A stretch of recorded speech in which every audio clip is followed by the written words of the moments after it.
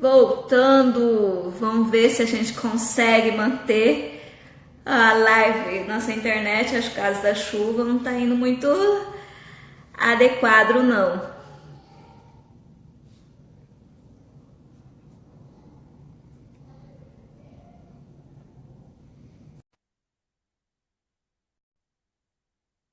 Vamos lá, né? Tentamos novamente. Então, resumindo o que a gente falou, né, no começo lá, é até os 6 meses manter o aleitamento materno ou a fórmula, não introduzir nada antes disso, mesmo porque é considerado o intestino do bebê ainda imaturo, né, para fazer essa digestão. Então, por isso que não é recomendado a introdução desses alimentos antes. Isso. E aí entra aquela questão também, a criança não está preparada fisicamente para isso, porque o que a gente precisa para a criança iniciar a introdução alimentar é que ela pelo menos sustente o pescoço, né? Já esteja sentando direitinho, para que não ocorra o quê? O engasgo durante esse processo da alimentação. A criança não deve nunca ser alimentada deitada ou recostada. Ela precisa estar ereta, sentadinha, não ficar tombando para os lados. Aquelas crianças que têm 6 meses que ainda estão tombando, assim, não estão completamente, a gente ensina, né, para ajustar o local onde ela vai estar sentada, para que dê essa segurança para ela. Porque tudo isso envolve, imagine você, adulto, né, nós não comemos num lugar que a gente não está se sentindo seguro. Por exemplo, a gente não come deitado, a gente não come correndo, então precisa ter um local adequado, sentadinho, para se alimentar. A criança precisa, no mínimo, dessas condições para começar a introdução alimentar. Por isso, antes não é indicado 4, 5 meses, nem o suquinho, como a gente começou falando na outra live, porque o suco, a gente já sabe que a indicação é a partir de 1 ano de idade, tem quantidade limitada também, que é 120 ml por dia, né, que aí pode dividir em duas refeições, ou somente uma 120 ml. E lembrando que a criança, se você der uma fruta para ela, por exemplo, uma laranja, ela não vai consumir uma laranja inteira na introdução alimentar, provavelmente. Mas o suco você vai usar mais de uma laranja para fazer e ela vai estar consumindo uma quantidade grande do açúcar próprio da fruta, né? E pode ocasionar outras coisas a longo prazo, por exemplo, a obesidade, que tem sido associada com isso também. Mas, é claro, o nosso Diabetes. objetivo é que a criança tenha saúde, né? Como um todo, e os pais sempre querem oferecer o melhor, e informação é isso. Por isso que a gente está aqui para trazer informação de qualidade para os papais e as mamães ficarem seguros na hora da introdução alimentar.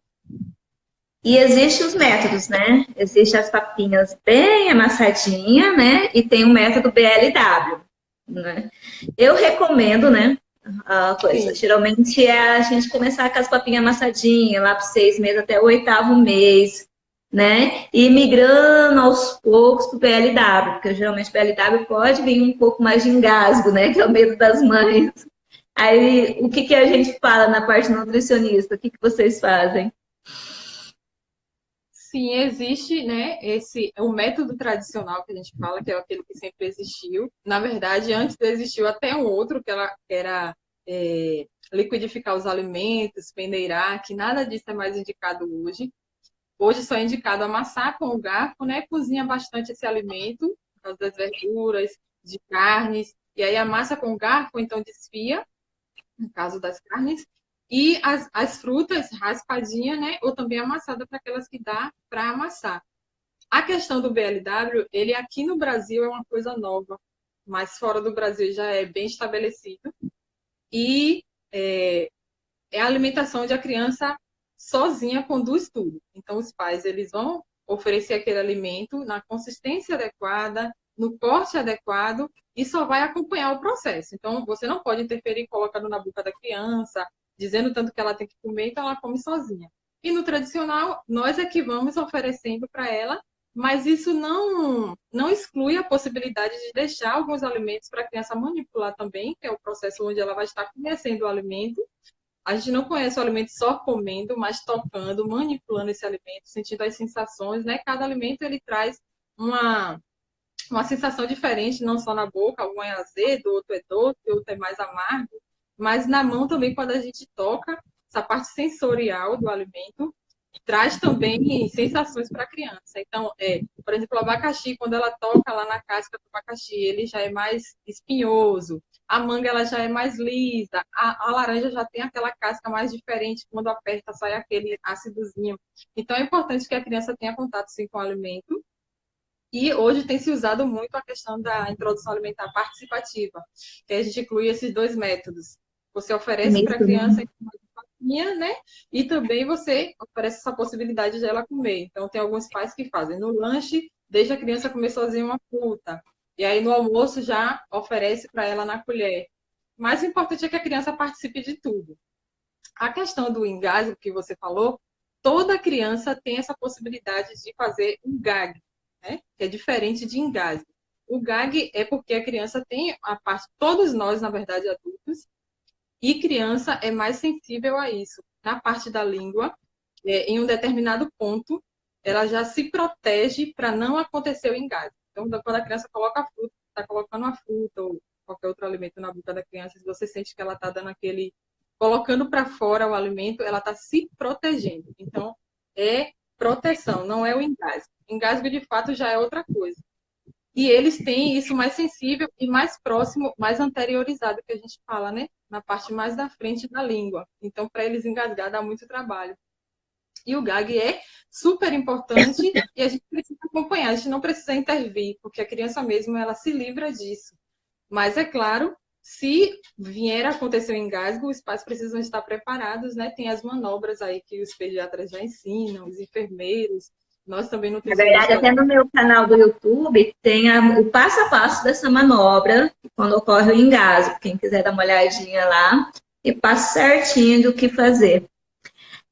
Então, você falou do método misto, né? Que mistura os dois, lembrando que a criança está aprendendo a comer, né? Então, do 6º ao 8º mês, não é alimentação de fato, né? Ele tá criando uma habilidade no comer, né?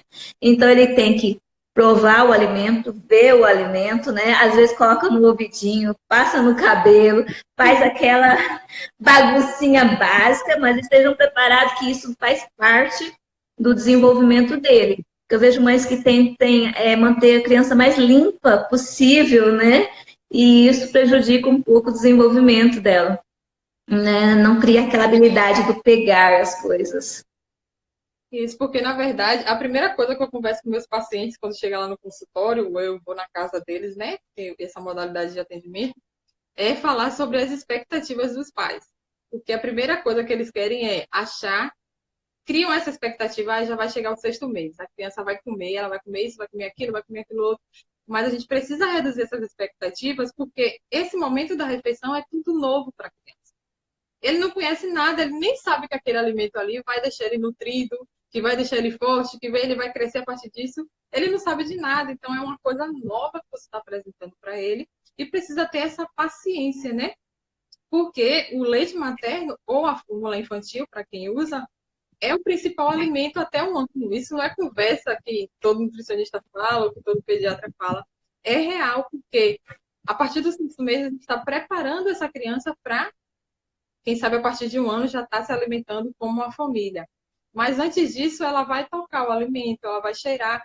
Claro que tem aquelas crianças que se desenvolvem mais rápido, têm um interesse maior na comida e começa o 6º mês já comendo de tudo. Então, os pais não têm aquela questão de esperar. Mas tem outras crianças que são totalmente diferentes, que precisa de um tempo, que precisa que os pais trabalhem nisso, passem essa confiança para ela. E porque, assim, nenhuma criança é igual. Eu conheço filhos dos mesmos pais que têm produção alimentar totalmente diferente, que têm aceitações diferentes. Então, a gente precisa entender isso. E quando a gente desapega dessa questão das expectativas, as coisas fluem muito melhor. Porque as crianças, elas sentem essa ansiedade, principalmente da mãe, né? Eles nos conhecem, eu digo sempre que eles nos conhecem mais do que qualquer outra pessoa. Eles viveram 9 meses dentro de nossa barriga e sabe quando a gente está ansiosa, quando não. Conhece as batidas de nosso coração e a gente sabe quando a gente fica ansioso, as batidas do coração começam a acelerar, a gente fica naquele desespero. E a criança sente tudo isso, então ela não está segura naquele momento para comer. Sabe? O que eu falo é que a criança é uma esponja. Ela absorve tudo que está em volta no ambiente. Então, a mãe insegura, a criança sabe que a mãe está insegura, entendeu? Então, vamos lá. Os tipos de alimentos que você pode começar essas papinhas. Segundo o Ministério da Saúde, né, a Sociedade Brasileira de Pediatria, a gente tem um esquemazinho de como começar essa introdução alimentar. E a gente precisa que ela seja segura também. A gente não vai estar oferecendo tudo de cara, porque a criança, como eu disse, está aprendendo, e para aprender tem que ser um processo. Né? Não é de um dia para a noite que ela vai ter todos os alimentos e você feliz. Não. Então a gente sempre começa com os lanches, um lanche da manhã, um lanche da tarde, que para início ele pode ser uma fruta, qualquer fruta, não existe restrição de uma fruta específica. Então a gente vai oferecendo e vai observando qual que vai ser a reação da criança para essas frutas, né? Se ela vai desenvolver algum tipo de alergia, alguma... O vento está batendo forte aqui. Se ela vai desenvolver alguma alergia a esse alimento, por isso que a gente precisa estar sempre observando. Depois que ela comeu, algumas horas depois, como que ela vai se comportar? Vai ter alguma diarreia? Vai ter... Você sabe, vai falar melhor que eu sobre isso, né? E depois desses lanches, a primeira semana é só um lanche da manhã, um lanche da tarde. A criança não é obrigada a comer a fruta inteira. Então, se ela comeu 2 colheres, está ótimo. Até porque o estômago das crianças é pequenininho, gente. Nós achamos que a criança tem que comer aquilo que a gente... Que vem com aquela ideia que a criança tem que comer a pratada, né? E 2 colheres, gente. 2, 3 colheres, já fica feliz, porque ele comeu o suficiente. Então, a partir da segunda semana de introdução alimentar, a gente já inclui o almoço, que é uma refeição principal. Pode tanto ser o almoço quanto o jantar. Eu gosto de indicar o almoço porque, como eu falei da questão da observação, a gente vai estar observando como a criança vai se comportar ao ter ingerido esse alimento. Então, durante o dia, você consegue observar melhor. E à noite, por exemplo, se você tem um alimento novo à noite, a criança vai dormir, a gente cansada, pais, né, cansado o dia todo, acaba dormindo também. Se a criança tiver alguma reação alérgica, algum desenvolvimento de urticária, uma coceira, uma coisa, a gente não vai ter como ver, né? Então, de dia é tudo melhor. A gente oferece de dia. A partir da segunda semana, a criança começa a comer esse almoço, a refeição completa, que a gente fala. Então, cada um grupo alimentar, coloca no prato e vai oferecendo isso para a criança. Então, um tipo de verdura, uma carne, uma leguminosa, e a gente vai aumentando com o passar do tempo.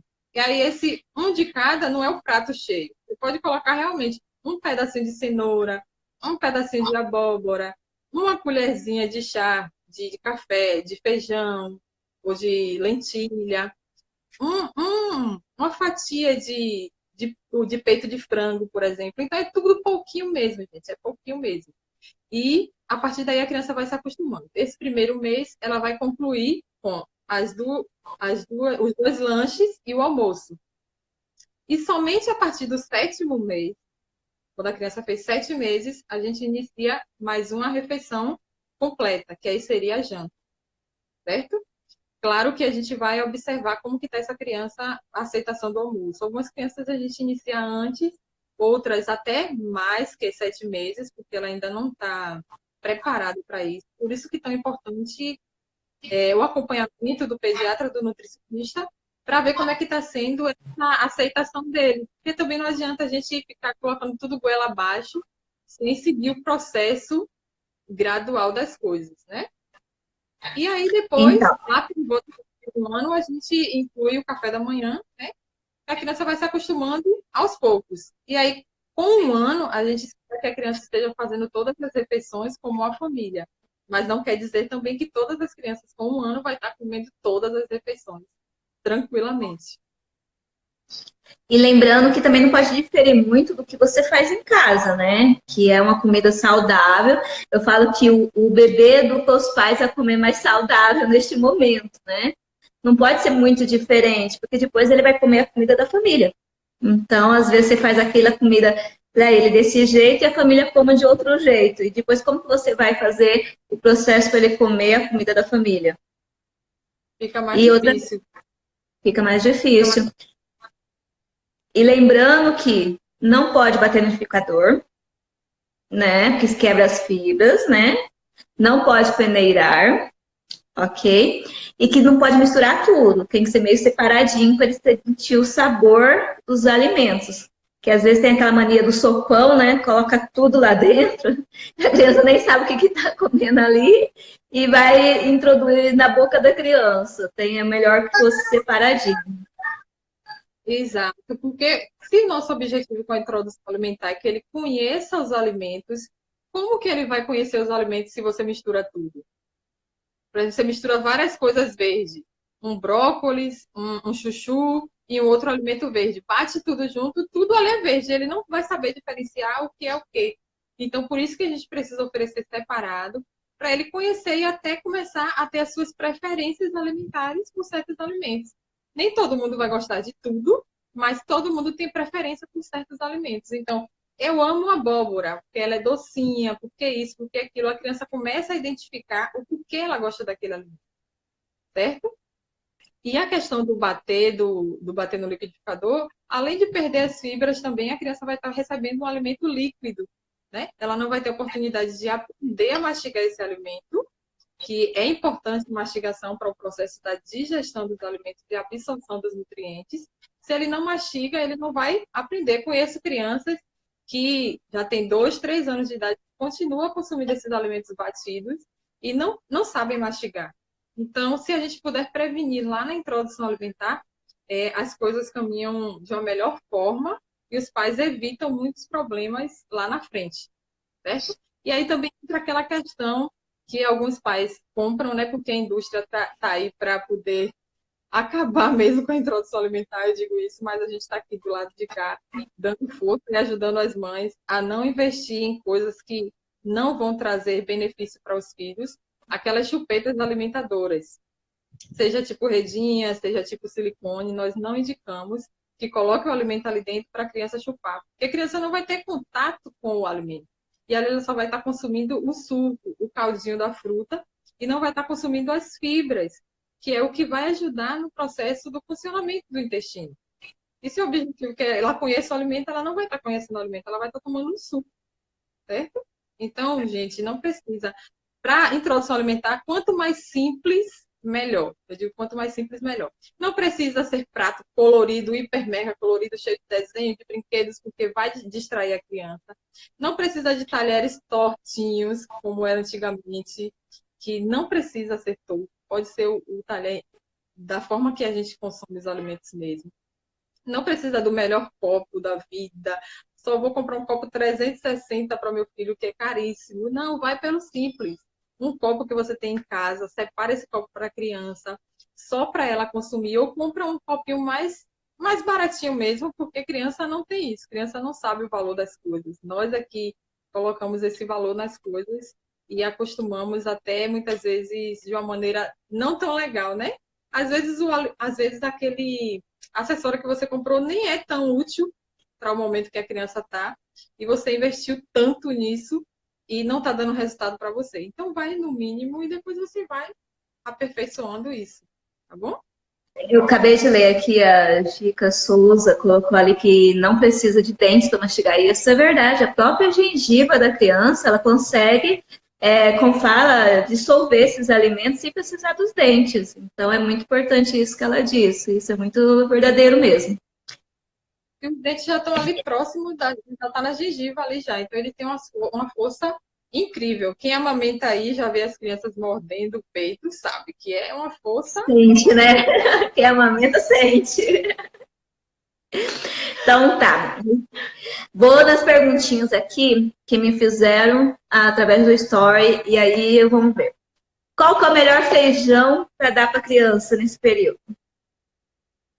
Olha só, não existe o melhor nem o pior. Os alimentos, as comidas de verdade que a gente fala, né, que vem da terra, que a gente sabe de onde está vindo, são todos importantes para a criança consumir, inclusive para fazer essa variedade na alimentação deles. Então, todas as leguminosas você pode oferecer para a criança. Os feijões, que tem vários tipos de feijão, feijão carioca, feijão fradinho, feijão preto, feijão branco, e aí por aí vai. Também entra a lentilha, entra o grão de bico também nesse time aí, que vocês podem oferecer para a criança. O cuidado é deixar de molho, ou chamado remolho, de um dia para o outro, pelo menos 12 horas, para que os fatores antinutricionais que estão ali presentes sejam liberados e eles, se você não fizer esse remolho, tem algumas crianças que apresentam gases, né, assim como adultos, né, ficam com a questão do rebaixamento, com a barriguinha mais inchadinha, e também atrapalha na absorção de outros dos nutrientes que está no feijão. Então, sempre fazer esse remolho de um dia para o outro. Vai cozinhar no outro dia para a criança, de noite já coloca na água, e aí durante o dia pode trocar uma vez, ou só de uma vez só, já lava o feijão e já faz. Assim como outras leguminosas também. É uma coisa que falaram, todas as refeições têm que ter carne? Todas as refeições não precisa ter carne em si, né? Mas as refeições principais, sim. As fontes de proteína, na verdade, né? Porque a gente sabe que existem os bebês vegetarianos que não consomem carne em si, mas que precisa de uma outra fonte proteica para fazer parte dessa refeição. E qual seria a outra fonte proteica para os bebês vegetarianos? Tem várias fontes proteicas, eu até falei nesse aqui do grão de bico, né? Que ele é super importante nesse. Ele é uma leguminosa, mas também é rico em proteína, que aí o que a gente indica é que os pais fazerem um hambúrguerzinho de grão de bico, por exemplo. E tem várias receitas aí que a gente pode incluir para os bebês vegetarianos. A Arcilândia tem um canal no Instagram e ela coloca várias receitinhas lá. Depois vocês seguem ela lá, tem várias receitinhas de almôndega que eu vi, algumas coisas bem legais. Não tive tempo ainda de fazer lá em casa, mas eu vou tentar. Tá bom? Quando introduzir a fórmula, né? Acho que isso a gente já acabou dizendo, que a fórmula só introduz quando não consegue a amamentação, tá? Eu sei que tem as mamães que vão trabalhar a partir dos 4 meses que querem introduzir a fórmula, mas tem outra forma de fazer isso, às vezes fazendo ordenha do leite, guardando para quem for ficar com o bebê em casa, né? Então, o que você diz, Arcelândia? Eu digo que é super possível você continuar amamentando com a volta do trabalho, né? A questão que você falou da ordem, eu tenho até 2 posts falando sobre isso. E um ensinando, né, o passo a passo, como você fazer essa ordenha, como você guardar esse leite. É claro que o trabalho vai aumentar, sempre, né? Porque você vai ter que disponibilizar um horário para poder fazer essa ordenha e guardar. Mas aquelas mães que estão se preparando para voltar ao mercado de trabalho, comece a se preparar uns 15 dias antes, porque o leite ele tem validade no congelador de 15 dias. Então, começa a ordenhar antes, para poder o corpo sentir que você precisa dessa produção extra, né? Porque o peito ele não é um estoque, ele é uma fábrica. Então, quanto mais ele entende que o bebê precisa de mais leite, mais ele produz. Então, com 15 dias antes, começa a fazer essa ordenha, tanto manual como com a bombinha elétrica. Aí você vai escolher a melhor forma, mas começa a colocar em prática, começa a guardar e aí também preparar a criança para esse momento. Então, como que você vai oferecer esse leite quando voltar do trabalho? Quem vai ficar com ele? Quem vai oferecer? Então, começa a fazer esses testes em casa, vai oferecendo um copinho, vai oferecendo a colher dosadora, que são os mais indicados, ou você escolheu dar na mamadeira, também aí é de cada pai, né, que vai fazer suas melhores escolhas. Lembrando que a mamadeira pode fazer confusão de bicos e ele futuramente largar o peito, né? Então faz todo o processo para ordenhar e ainda ele larga o peito. Então tem esse risco da confusão de bicos. Sim. A mamadeira tem esse risco da confusão de bicos, né? Mas algumas famílias acabam aqui escolhendo pela facilidade da pessoa que vai ficar. Mas eu digo que se você estiver bem informado, e aí entra, né, essa importância do pediatra, de você ter esse contato com o pediatra antes de voltar para o trabalho, conversar com ele, ele tenho certeza que vai te orientar todo o processo. Olha, você vai ordenhar assim, vai guardar em tal recipiente, vai oferecer dessa forma e vai ser tudo legal. Porque às vezes a gente vai pelo mais fácil e acaba prejudicando, né? Conheço crianças também que começaram a mamadeira e largaram o peito. E a confusão de bico ele não acontece somente no início, né? Pode acontecer até os 2 anos de idade ou mais. Que é um mito que muita gente acha que não vai acontecer. Mas é super possível vocês fazerem isso, ordenhar para oferecer. E, em último caso, a fórmula, né? Que também é um alimento que foi feito com o intuito de nutrir também a criança. né? A gente também não precisa combinar a fórmula, porque tem muitas mães que não conseguem mesmo amamentar, e esse é o caminho que Você deve ser desenhar, né? isso. Mas, claro, que se você tem o leite materno, é melhor você oferecer o leite materno. Caso não tenha, a fórmula se mantém até o sexto mês. A fórmula depende muito de cada criança, né? Eu falo que é uns testes, né? Tem leite que vai dar super certo. Tem leite que uma mamadeira, uma coisa já causa gases, muita dor. Então depende de você acompanhar com o pediatra qual que é o melhor leite, qual a resposta que teve aquele leite, para ir trocando o tipo de fórmula para cada criança, né? Isso. Agora, outra perguntinha. O que fazer quando a criança não aceita o alimento? Ele não gosta, tipo, foi comer uma banana, tentou uma vez, já não consegue, não comeu, ele já não gosta da banana ou tem alguma técnica aí? Na verdade, nós somos muito precipitados em dizer que a criança não gosta de um tal alimento. E até nós mesmos, adultos, somos difíceis de provar e de aceitar novos alimentos. Então, a gente precisa trabalhar isso na introdução alimentar, que a criança está conhecendo esse alimento. E tudo que é novo vai causar uma estranheza primeira oferta. Então, continue oferecendo. Porém, oferecer de maneiras diferentes. Se hoje você ofereceu a banana amassadinha, amanhã você oferece a banana amassadinha com alguma outra coisa. E sempre colocar dois alimentos no prato. Por exemplo, você vai dar duas frutas. Uma que a criança já conhece, já aceita muito bem, com uma nova fruta que você está inserindo na refeição dela. Então, coloca um pedacinho ali de abacate junto com a banana, para poder ela conhecer. Oferece separado, é claro. E aí, depois que a criança já conhece os dois alimentos, você já pode unir eles dois para ela consumir em alguma refeição. Mas sabe-se que o alimento você precisa oferecer para a criança pelo menos 15 vezes para poder você ter certeza que ela não gosta daquele alimento. Então, ofereceu de todas as formas possíveis e ela não aceitou, a gente precisa Aí respeitar, realmente porque não gosta, né, a gente não vai gostar de tudo. Eu não né? gosto de tudo. Você não gosta de tudo. Tem coisas que você realmente não come, mas a gente tem que se permitir experimentar. Agora, a criança, a mamãe perguntando aqui, criança que não come carne nem verdura, o famoso que gosta só de arroz, o que fazer?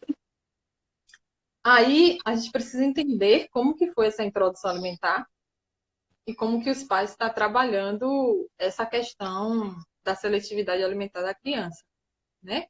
Porque assim muito amplo a gente não consegue dizer o que está acontecendo naquela família específica. A gente precisa ter esse acompanhamento para entender a fundo o que foi que aconteceu e por que a criança escolhe aqueles alimentos.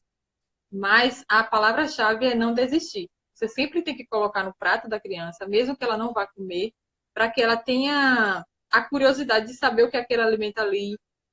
Eu tenho uma mãe que acompanha aqui no Instagram, que ela sempre falava que do morango solitário. Não sei se alguém conhece aqui, o morango solitário no prato do filho. O filho não aceitava nunca o morango, mas ela sempre colocava ali no cantinho para ele ter esse contato.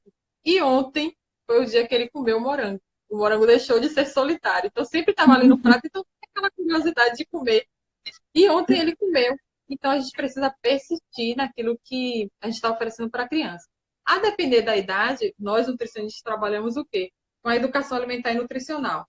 Então vai trabalhar o formato que você está oferecendo esse alimento para a criança, para diversificar e causar esse interesse. Pedir ajuda da criança na cozinha para ela produzir alguma receita, que também ela vai ficar mais, olha, eu fiz, então tem mais chances dela comer, certo? O outro ponto é comer junto com a criança, porque às vezes nem os pais comem certos alimentos e querem que as crianças comam, mas ela não vê a família consumindo esse alimento e é uma coisa nova tanto para ele quanto para os pais. Então, sentar junto quando puder, né? Claro que a gente sabe que a vida corrida de hoje, nem todas as refeições as crianças conseguem fazer com os pais, mas final de semana, à noite, na janta, é um momento interessante para fazer esse processo junto com as crianças. Os maiorzinhos até dá para trabalhar muito mais coisa. Então, é sempre importante vocês terem acompanhamento nutricional. E essa família aí eu indicaria que fizesse um acompanhamento mesmo para poder ajustar essa alimentação da criança, porque a gente sabe que Seletividade dela, né? está na fase de desenvolvimento, do crescimento e precisa de nutrientes para crescer saudável. Outra perguntinha. Qual é o intervalo das mamadas depois que introduz a alimentação?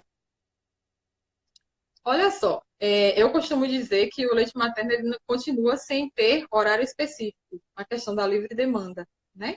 Algumas crianças, antes de almoçar, por exemplo, querem mamar um pouquinho e elas se sentem confortáveis com isso. Então, eu não vejo problema nenhum de oferecer essa mamada antes de oferecer o alimento em si para a criança. Mas, é claro, toda criança ela precisa de uma rotina.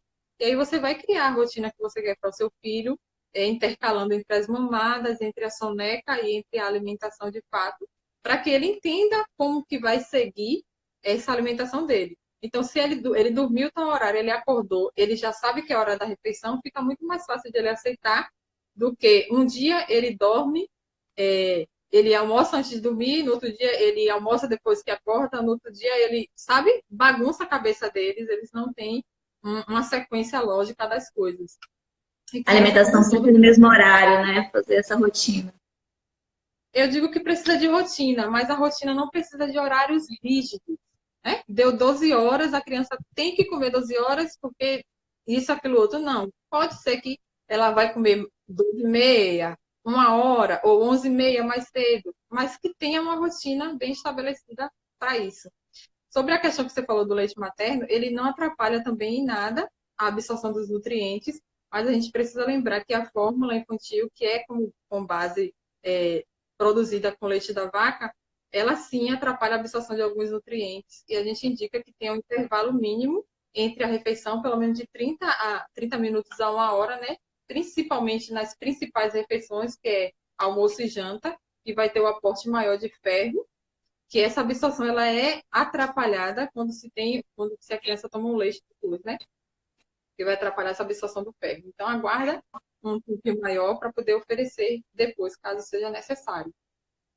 Então, o que ela está querendo dizer? Que se você dá o leite de fórmula tão junto ao almoço, tão junto ao jantar, o leite atrapalha a absorção do ferro e isso pode levar a criança a ter anemia, tá? Então, por isso que esse intervalo é importante.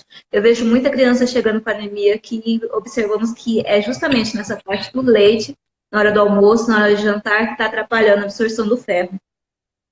E aí o pediatra também conversa, né? Porque quando começa a introdução alimentar, quando a criança já está comendo direitinho as refeições, o objetivo é que reduza essa quantidade de fórmula, assim também com as mamadas, né? Acaba que o intervalo sendo maior, mas a criança mesmo que já faz esse processo. Se ela está de barriguinha cheia, ela não vai querer mamar para poder complementar isso. Mas tem bebês também que organizam aí essas quantidades na barriguinha. Então, come a quantidade certa para saciar e mesmo assim querem mamar depois. No peito não tem problema, mas na fórmula a gente precisa ficar de olho. E lembrando também que a fórmula ela tem uma quantidade de calorias até às vezes maior do que o leite materno. Então a gente precisa acompanhar direitinho as quantidades, porque depois da introdução alimentar tem uma diretriz, né, Sociedade Brasileira de Pediatria, que fala da questão de 500 ml de leite por dia, não ultrapassar isso, né, porque a criança vai estar consumindo mais leite do que realmente o alimento. E ela precisa entender que aos poucos a transição vai acontecer. Um dia a criança vai parar de mamar para comer o alimento.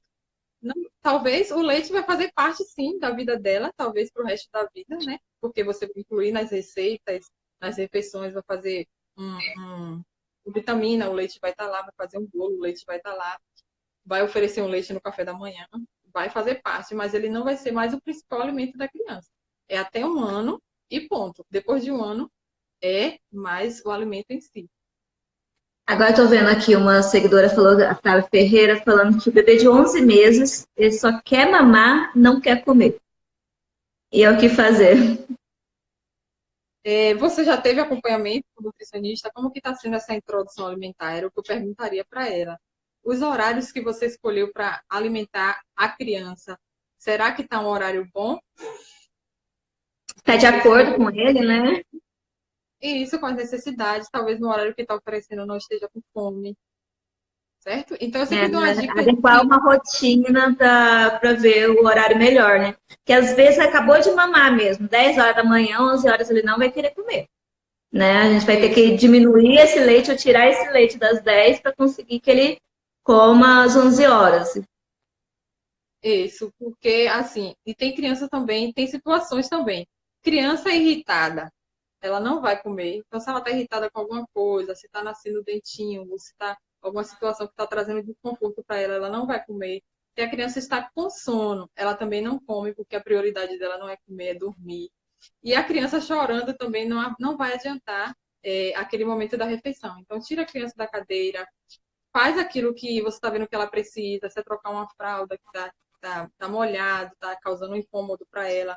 Se ela quer dormir, coloca para dormir. E quando acordar, você oferece esse alimento. Então, sempre escolher o melhor horário para as refeições. Os pais, mais do que ninguém, conhecem seus filhos e conhece e consegue adequar melhor esses horários. Por isso que é bom Sabe deixar o ela sempre. timing, né? Certo de cada coisa. Eu acho que se observar bem, acaba sabendo o timing de cada coisa. E vamos lá para a última pergunta. Eu acho que a mãe que está querendo desmame, né? Ela falou que o bebê de 11 meses dela não gosta de outro leite além do leite materno. A pediatra aqui acha ótimo, né? Que a gente prefira que segue com leite materno até os 2 anos, né? Mas eu acredito aqui que a mãe está querendo fazer o desmame. E aí, o que você indica? Olha, tem muitas crianças que, de fato, não aceitam a fórmula quando ela é amamentada, porque a gente sabe que o sabor da fórmula é muito diferente do leite materno, né? A sua composição tenta se assemelhar o máximo possível, mas os sabores são totalmente diferentes. Conheço várias crianças que realmente não pegou fórmula. Então, se ela puder amamentar até 1 ano, pelo menos, seria a indicação, né? Porque é o principal alimento. E depois de 1 ano, se ela quiser fazer esse desmame aos pouquinhos, que eu acredito que o desmame, quando ele é gentil, tudo fica melhor tanto para a mãe quanto para a criança. É claro que toda mãe tem o seu limite, né, para amamentar. Não tem problema. Tem gente que vai conseguir amamentar 2, 3 anos, tem outros que não. A amamentação precisa ser prazerosa para os dois. Eu costumo dizer muito isso. Se a mãe já não está sentindo mais prazer em amamentar e a criança já está na fase que está comendo direitinho, não tem problema nenhum de fazer essa transição. E lembrar que o leite de vaca, o leite mesmo integral que a gente come, o adulto, foi indicado para a criança a partir de 1 ano de idade. Então, não oferecer antes, porque tem esse risco também da anemia, né? E não é um alimento adequado para a criança. Então, antes de 1 ano é fórmula ou leite materno, depois de 1 ano, aí você já pode introduzir aos poucos os leites e derivados. Eu até recomendo um pouquinho mais, né, as fórmulas. Por quê? Porque essas fórmulas são enriquecidas de ferro e de várias outras, como fala, vitaminas, né? Então, eu prefiro que eles persistam até os 2 aninhos, né? Até para depois entrar com leite de fórmula. Mas é claro, se a criança estiver comendo muito bem, com as vitaminas, a gente tem a reposição complementar de vitamina, né? Nada, tudo tranquilo, né?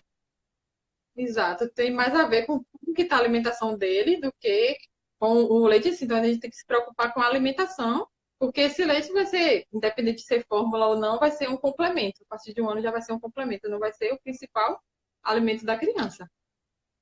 Isso. Então, Arcilândia, muito obrigada. Vocês gostaram, mamães? Eu vi que muitas mamães já falaram muita coisa aqui, eu achei ótimo. Se vocês quiserem a Arcilândia de novo, eu quero. Que elas vão falar sobre que tal de alimentação escolar, né? Eu vi que você estava postando muito sobre isso, né? Mais para frente, quem quiser, ó, pode deixar um joinha aí, falar pra gente, que a gente se programa para fazer isso. E sim, aproveito para deixar aí o recado que eu tenho cursos online sobre introdução alimentar, então mamães de outros estados que não é aqui da Bahia, porque para quem não me conhece, eu sou aqui da Bahia, eu moro em Lauro de Freitas, cidade vizinha a Salvador, e atendo aqui, mas eu criei esse curso justamente pela demanda das mamães que são de outros estados, que não têm, às vezes, acesso ao nutricionista na própria cidade, porque cidades Aqui pequenas. não tem nutricionista infantil. Aqui, eu moro no interior do Mato Grosso, então aqui não tem nutricionista infantil. Tem mamães daí que falam isso para mim mesmo, que não consegue, que não acha. Então, eu criei esse curso de introdução alimentar. É um curso rapidinho, mas que traz essa base, né, para iniciar com segurança e oferecer os alimentos adequados para a criança. Tenho também o curso a partir de 1 ano de idade, né, que já muda algumas coisas, algumas crianças começam a apresentar algumas dificuldades alimentares. E agora está acontecendo o curso da lancheira saudável, que foi esse que você acabou de falar aí, com um grupo de mamães que está aprendendo aí qual lanche enviar para a escola, o que escolher para colocar nessa lancheira, que é super importante, o que não colocar, como tornar atrativa essa lancheira escolar. Então está sendo muito bom, muito legal. E está todo mundo convidado. Como Quem não tiver comer a interesse, comidinha do colega, né? Porque a gente manda a comida tudo balanceadinha, aí chega lá na escola, já me comeu uma bolacha recheada, já tomou um refrigerante, eu falei, nossa, preciso. é. Aí também a escola está no processo, né? A escolha da escola para os filhos, a gente precisa pensar nisso também. Então, a escola que pensa na alimentação saudável como um todo, você é uma escola que não está muito aliada a esse processo, né? Que aí faz com que as crianças levem outros alimentos e acabem atrapalhando até a alimentação dos outros. Mas eu acredito que os pais sempre escolhem o melhor e com informação adequada eles vão fazer boas escolhas e a escola também vai se conscientizar disso. Então tá, espero que vocês tenham gostado. Obrigada, Arcilândia. A gente vai falar posteriormente nas outras lives, né? Então tá bom. Beijinho a todos, espero que vocês deixem o seu joinha aí. Foi um prazer ter podido falar um pouquinho da alimentação infantil para vocês. E quem tiver qualquer dúvida, pode ir lá no meu Instagram. Se eu não respondi sua dúvida aqui, pode me perguntar lá também, que eu vou responder com o maior prazer. Um beijão. Tchau, tchau.